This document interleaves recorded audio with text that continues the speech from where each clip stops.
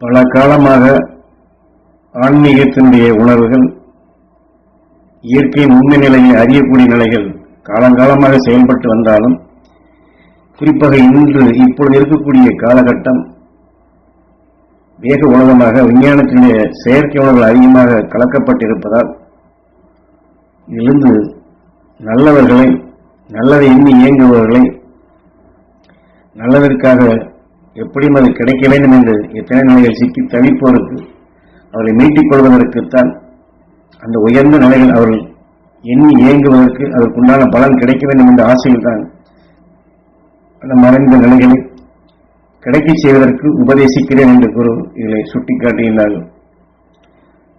யாம் உங்களுக்கு சொல்கின்றோம், இருந்தாலும் நீங்களும் அதை பின்பற்றி உங்களுக்குள் அதை வளர்த்து நீங்களும் அவ்வாறு செயல்படுத்த வேண்டும் என்று உணர்த்துகின்றார்.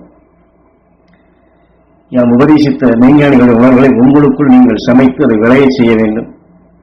அதன் மூலம் நீங்கள் அற்புதங்களையும் செயல்படுத்த முடியும். அப்பொழுது உங்களுக்கு ஒரு மகிழ்ச்சி வரும். நீங்கள் சொல்லி ஒருவர் அவருடைய தீமையிலிருந்து விடுபட்டார் என்றால் அதை நீங்கள் கேள்விப்படும் பொழுது உங்கள் அறியாமலே ஒரு சந்தோஷம் வரும். அதன் மூலமாக அந்த நல்லதை செயல்படுத்தக்கூடிய ஆக்கமும் ஊக்கமும் கிடைக்கும். அந்த நல்ல அணுக்களுக்கு ஒரு உற்சாகம் கிடைக்கும், நல்ல அணுக்களாக விளையும். இப்படி ஒவ்வொருவரும் நீங்கள் தயாராக வேண்டும் என்று ஒரு உணர்த்துகின்றார்கள். ஏனால் நீங்கள் தயாரானால்தான் நீங்கள் வெளிவிடக்கூடிய அந்த உயர்ந்த மூச்சலைகள் இந்த காற்று மண்டலத்திலே படர்கின்றது. அனைவரும் இப்படி சிறுதுளி பெருவெள்ளம் ஒன்று ஒவ்வொருவரும் ஒன்றாக சேர்த்து எல்லோரும் வெளிப்படுத்தும் நிலை வரும்பொழுது காற்றலைகளே இது அபரிதமாக பரவும். முதலில் சொன்னது போன்று அந்த உணவுகள், அந்த ஆற்றல் நல்லது எண்ணி இயங்கி எடுப்பவர்களுக்கு மிகவும் உபயோகரமாக இருக்கும். அதே சமயத்தில் இந்த அருமையான வழியினை சொல்லி இந்த முறைப்படி எடுங்கள் என்று சொல்லும் பொழுது அதை உங்களுக்குள் சமைத்திருந்தால்தான் அங்கே அவர்களுக்கு அந்த பலன் கிடைக்கும். இது ரொம்ப முக்கியமானது. காரணம், அந்த அஞ்ஞானிகளுடைய உணர்வுகள் மிக மிக ஆற்றல் வாய்ந்தது, மிக கடினமானது.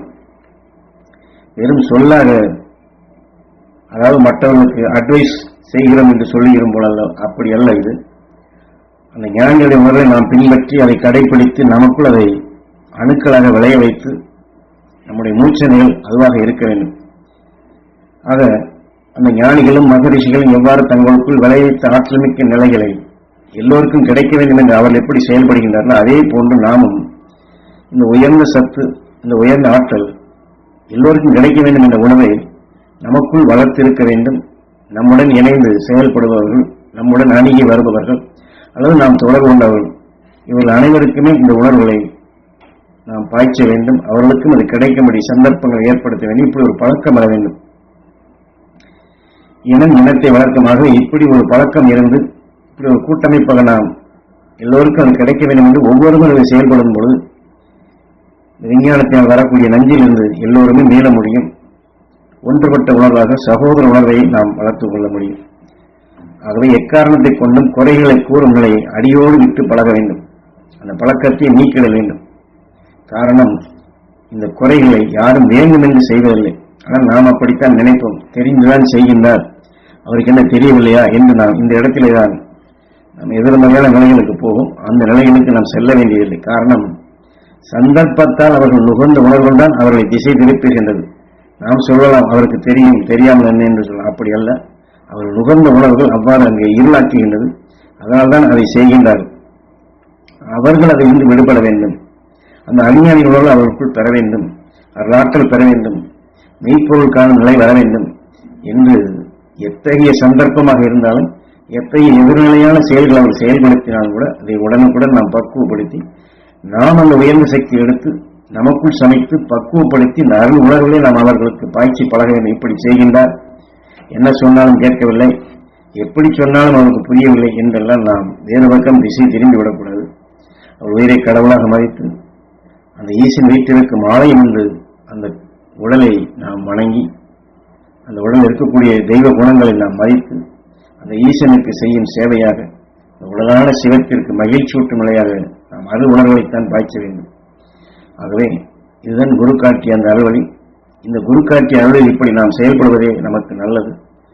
ஆக நம்மை அறியாது இயக்கக்கூடிய நிலையிலிருந்து விடுபட வேண்டும் என்ற அந்த நாம் என்ற நிலையில் இணைத்து இந்த உயர்ந்த உணர்வோடு நாம் செயல்படுத்த வேண்டும். ஆனாலும் இதையெல்லாம் கேட்போருக்கு நாம் சொல்ல முடியும். கேட்காதவருக்கு அல்லது கேட்க பிரியப்படாதவர்களுக்கு நாம் சொல்ல வேண்டியதில்லை, சொல்ல வேண்டாம்.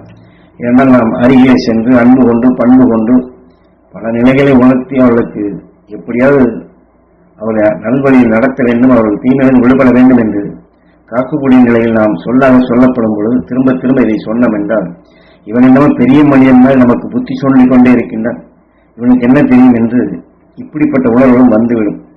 ஆகவே அதை நாம் எண்ணாதபடி, அந்த நிலைகளுக்கு செல்லாதபடி, அன்புடன் பண்புடன் பற்றுடன் இதை பெற வேண்டும் என்று ஏங்கி வருவோருக்கு நாம் இதை சொன்னாலே போதுமானது. மற்றவர்களுக்கு நாம் கிடைக்க வேண்டும் என்று நமக்குள் சமைத்து அந்த ஈசனுக்கு சேவையாக அந்த உணர்வை பாய்ச்சினாலே போதுமானது. ஆகவே அந்த உணர்வுகளை நாம் எல்லோருக்கும் அது கிடைக்க வேண்டும் என்ற உணர்வுகளை நாம் மனதில் எண்ணி வளர்த்து அவர்களை பகைமையாக்கி விடக்கூடாது, அவர்களை குற்றவாளியாக்கி விடக்கூடாது, அவர்களை குறைகளை சுட்டிக்காட்டும் நிலைகளுக்கு நாம் சென்று விடக்கூடாது. அப்படி எண்ணி நாம் என்றால்தான் நாம் இங்கே மகிழ்ந்து வாழ முடியும், நாமும் நல்வழி காட்ட முடியும், அவர்களுக்கும் நல்ல சந்தர்ப்பத்தை நாம் எதிர்பார்த்து அதை பெறச் செய்ய முடியும். ஆக அதை இதுபோன்று செய்யவில்லை என்றால் இந்த குறை உணர்வுகள் பதிவாகி சிறுக சிறுக இதை நாம் என்னமோ ஏதோ என்று சாதாரணமாக நினைத்து விட்டால் ஒரு 4 தடவை சொன்னாலே போதும், இந்த குறை உணர்வுகள் நமக்குள் வளர்ந்து அந்த அணுக்கள் நமக்குள் விளைய நம்மை குறை சொல்பவராக வளர்த்துவிடும். நாம் உயர்ந்த நிலையை கொண்டிருந்தாலும், பண்பு கொண்ட நிலையில் வளர்ச்சி பெற்றிருந்தாலும், அறிவழியில் நாம் செல்பவராக சொல்லிக் கொண்டிருந்தாலும் இந்த குறை உணர்வு வளர்க்கப்படும் போது நம்மை குறை கொண்டவராக மாற்றிவிடும். இந்த குறை அதிகமான பின் கண்டிப்பாக நோயின் தன்மை வாழ்ந்துவிடும். ஆக இதை போன்ற விபத்து என்று சொல்லுகின்ற இந்த விபத்திலிருந்தெல்லாம் நாம் தப்புவது வேண்டும். ஆகவே எக்காரணத்தை கொண்டும் மற்றவருடைய குறைகள் நாம் காணாதபடி அந்த குறையிலும் மீள வேண்டும் என்ற நோக்கத்தையே நாம் அருள்களை பெற்று அருள்களை பாய்ச்சி அந்த ஈசனுக்கு செய்யும் சேவையாகவும் நாம் செயல்படுத்த வேண்டும். காரணம், இந்த மனித வாழ்க்கையில் நாம் மிக மிக குறுகிய காலம்தான் வாழ்கின்றோம். அதற்குள் இந்த வாழ்க்கையிலே நாம் நிறைவடைய வேண்டும். அகண்ட அண்டத்திலே ஏகாந்த நிலைகள் கொண்டு நாம் வளர வேண்டும். அதற்காக வேண்டித்தான் ஒவ்வொரு நாளும் ஒவ்வொரு நிமிடம் நற்பண்புகளை வளர்க்கச் செய்வதற்காக ஆலயத்தை கட்டினார்கள் ஞானிகள். அங்கே ஒரு கூட்டமைப்பாக எல்லோரும் நலம் பெற வேண்டும் என்ற உயர்ந்த பண்புகளை எல்லோரையும் வளர்க்கும்படி செய்தார்கள். மனிதனை உருவாக்கிய நல்ல குணங்களை சந்தர்ப்பத்தால் அந்த நல்ல குணங்கள் மாறுபடுவதிலிருந்து அல்லது மடிவதிலிருந்து நீங்குவதற்காக அந்த உயர்ந்த சக்திகளை ஆலயங்களை எண்ணி எடுக்கும்படி எல்லோருக்கும் வழிபடுத்தினார்கள். ஆனால் இன்று ஆலயத்திற்கு செல்பவர்களோ தனக்குத்தான் கேட்டுக் கொள்கின்றார்கள்.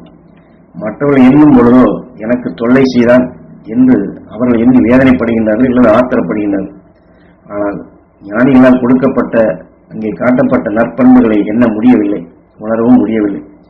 ஆக நாம் ஞானிகள் காட்டிய நிலையில் அந்த ஆலயம் வருபவர்களெல்லாம் நலம் பெற வேண்டும், வளம் பெற வேண்டும், மகிழ்ச்சி அசக்தி பெற வேண்டும் என்று நாம் இதை செயல்படுத்த வேண்டும். ஆக அரசர்கள் காட்டிய நிலையிலிருந்து நாம் எடுத்து ஞானிகள் காட்டிய வழியில் நாம் செயல்பட வேண்டும். இரண்டாவது, அரசர்கள் என்பவர்கள் மந்திரங்களை சொல்லி அந்த அடிப்படையிலே அந்த மனிதன் இறந்த பின் மந்திரத்தால் இந்த உடலில் விளைந்த உணர்வை கைவல்யப்படுத்தி எத்தனையோ தீமையான செயல்களுக்குத்தான் பயன்படுத்தினார்கள். அதன் வழியில் நாம் அடிமைப்பட்டிருந்தோம். அதன் வழி இந்த அரசர்கள் இல்லை, ஆனால் மந்திரவாதிகள் இருக்கின்றார்கள். இவ்வளவு தவறு செய்வர்கள் இன்னும் இருக்கின்றார்கள். இவர்கள் கையில் நாம் சிக்கிவிடக்கூடாது, அவர்கள் ஆட்டி படைக்கும் பொம்மையாக நாம் மாறிவிடக்கூடாது. இதிலிருந்தெல்லாம் நாம் ஒவ்வொருவரும் விடுபட்டு குறை நிலைகள் கடைசி பட்சமாக நம் உடலில் நோயாகி அல்லது தொழிலிலே மற்ற குடும்பங்களிலே கஷ்ட நஷ்டங்களாகி இதுபோன்ற மந்திர தந்திரங்கள் நாம் சிக்கி அல்லது ஜோசியக்காரிடம் சிக்கிவிடாது. அதுபோன்ற நிலையெல்லாம் நாம் சிக்காதபடி குறை காணும் நிலைகளை விடுத்து குறையிலிருந்து மீள வேண்டும் என்று சிறு குழந்தையாக இருந்தாலும் சரி, வயதானவர்களாக இருந்தாலும் சரி, ஆணாக இருந்தாலும் சரி, பெண்ணாக இருந்தாலும் சரி, யாராக இருந்தாலும் சரி, அங்கே குறைகள் மீள வேண்டும் என்று இந்த உணர்வை வளர்த்து விட்டாலே போதுமானது. நமக்குள் பகமை அகற்றுகின்றோம், ஒன்றுபட்ட உணர்வை வளர்க்கின்றோம். இந்த ஒன்றுபட்ட உணர்வு நம் உடலிலே ஆரோக்கிய நிலையை உண்டு பண்ணுகின்றது. வேதனையிலிருந்து, நோய்களிலிருந்து, வலிகளிலிருந்து நாம் விடுபடுகின்றோம். அந்த அடிப்படையில் நாம் எல்லோரையும் மதிக்கக்கூடிய பண்புகளை வளர்த்தால் நம்மை நாம் மதிக்கின்றோம், நம் உயிரை கடவுளாக நாம் மதித்தவர்களாகின்றோம். அந்த அடிப்படையில் நாம் அந்த ஆண்டவன் நமக்குள் உள்ளான் என்ற இந்த உயர்ந்த பண்புகளை வளர்க்க வளர்க்க வளர்க்க நாமும் அதுவாக ஆகின்றோம். இதுதான் ஞானிகள் காட்டிய தெய்வீக பண்பு என்று குரு இதில் நமக்கு வழிகாட்டுகின்றார்கள்.